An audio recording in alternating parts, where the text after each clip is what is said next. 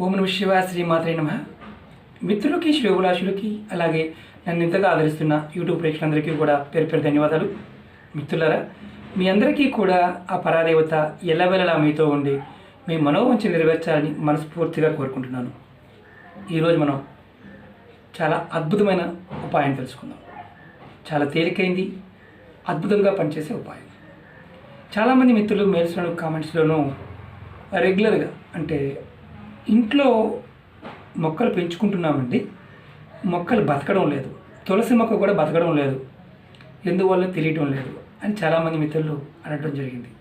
అలాగే మీ జాతకంలో మీకు యోగ్యత ఉన్నా లేకపోయినా, గురుబలం తగ్గి ఉన్నా మీకు కొన్ని సందర్భాల్లో ఇబ్బందులు ఎదురవుతూ ఉంటాయి.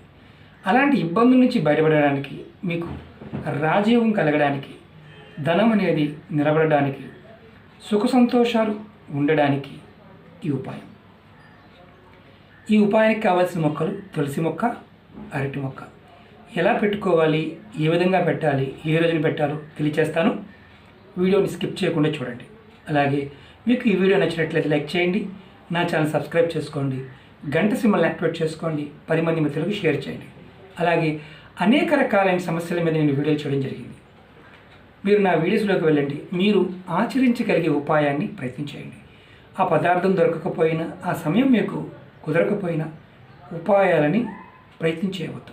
ఎందుకంటే ఇది ప్రాకృతికమైన శక్తి ఆ సందర్భంలోనే ఉంటుంది. కొంతమంది మిత్రులు నాకు తులసి మొక్క దొరకలేదండి, వేప మొక్క దొరికింది, చేయొచ్చా అని అడిగేవారు కూడా ఉంటారు. తులసి మొక్క చెప్తే తులసి మొక్కే చేయండి. ఎందుకంటే తులసి మొక్క దొరకకపోతే వేరే మొక్కలతో చేయడానికి ఆ ఉపాయం పనిచేయదు. అలాగే ఈ ఉపాయాన్ని ఎలా చేయాలో చెప్తాను. ఎవరి జాతకంలో అయితే గురువు బలహీనంగా ఉన్నాడు, ఎవరికైతే ఎంత చేసినా కుటుంబంలో ఆ ఇంట్లో కలిసి రావడం లేదు, వారు ఇంట్లో సుఖ సంతోషాలు లేవు, అంటే పిల్లలతోనూ భార్యతో సరైన సత్సంబంధాలు లేవు.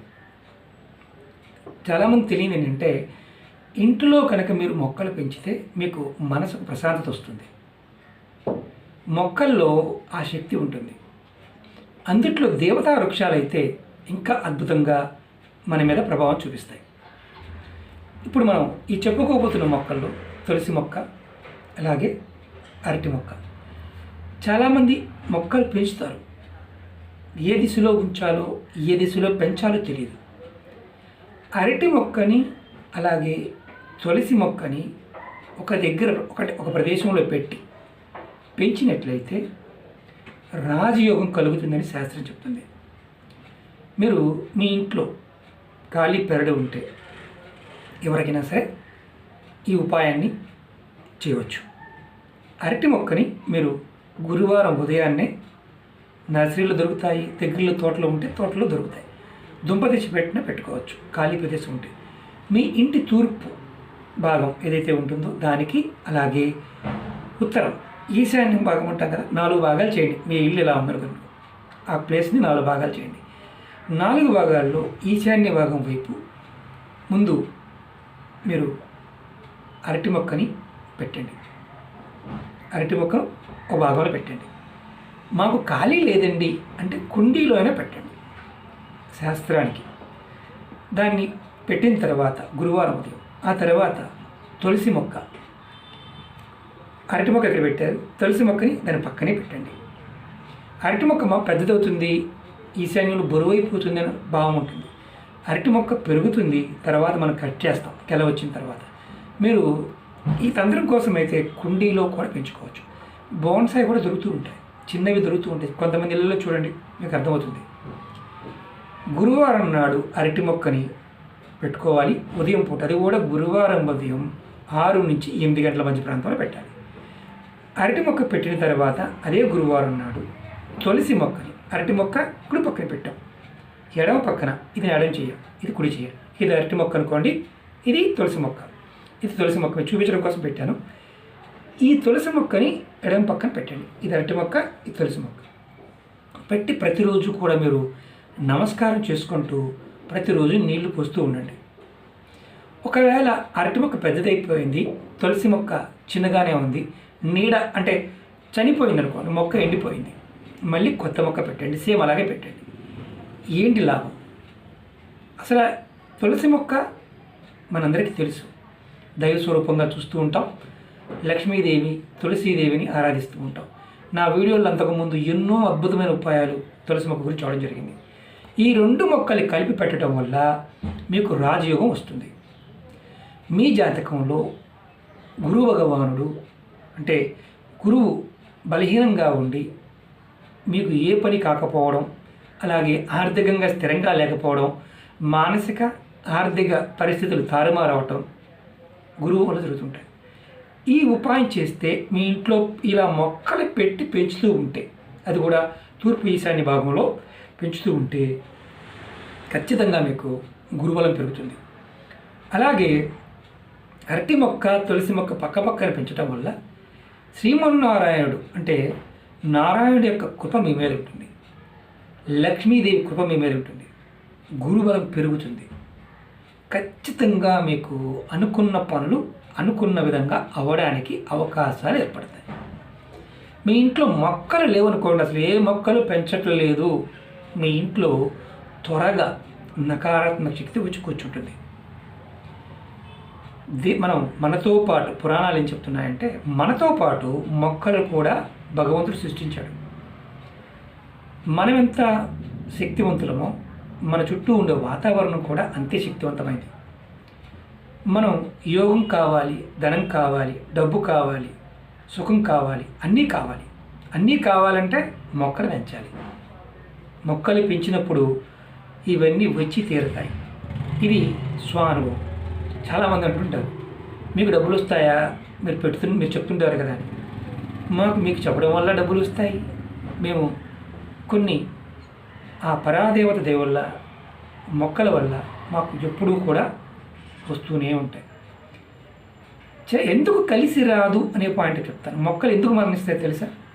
మనలో ఉన్న విపరీతమైన జలస్సు, అసూయ. చాలామంది ఏం చేస్తారంటే మొక్కలు పెట్టిన తర్వాత పూజ చేస్తూ కూడా నీళ్ళు పోస్తూ పక్కింటి వారును ఎదురింటి వారును వారిని అంటే తిడుతూ ఉంటారు. మనం ఎప్పుడైతే ద్వేషభావంతో మొక్కలకి నీళ్ళు పోస్తామో వేరే వాళ్ళు తిడుతూ మన మొక్క చనిపోతాయి. అలాగే మన మీద ఏదైనా పూర్వకర్మల్లో ఉన్న నెగిటివ్ ఎనర్జీ మన మీద పనిచేసే అవకాశం ఉన్నప్పుడు అది డైరెక్ట్గా అంటే ప్రయోగ బాధలు కానీ ఇలాంటివి కూడా మొక్కలు అడ్డుకుంటాయి. ఎవరింట్లో అయినా సరే తులసి మొక్క నిలబడటం లేదు అంటే మీ మీద నెగిటివ్ ఇంపాక్ట్ అంటే ప్రయోగ బాధల వల్ల ఆ మొక్క మరణిస్తూ ఉందని అర్థం. మీ మీద జరిగే ప్రయోగాలని ఆ మొక్క అడ్డుకుంటుంది.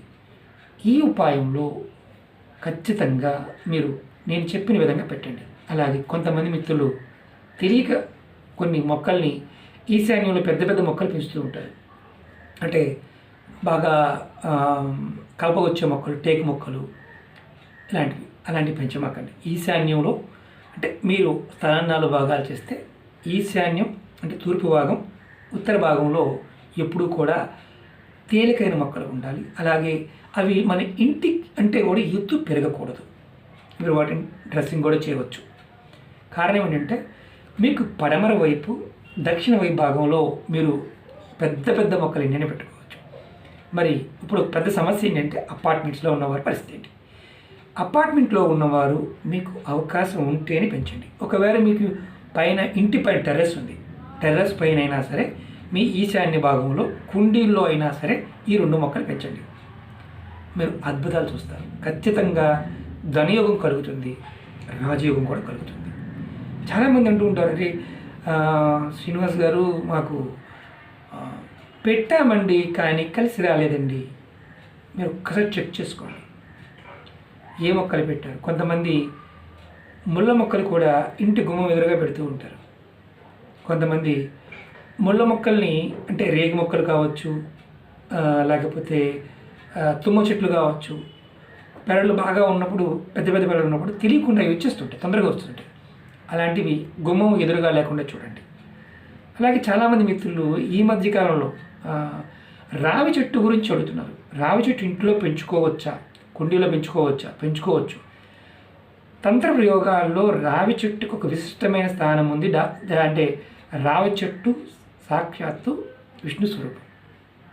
అలాగే మీ ఇంటి మీద కానీ మీ వాటర్ ట్యాంకుల మీద కానీ గోడల మీద రావి చెట్టు వచ్చినప్పుడు ఎప్పుడు తీయాలని చాలామంది మిత్రులు అడిగారు. దానికి కూడా సమాధానం చెప్తాను.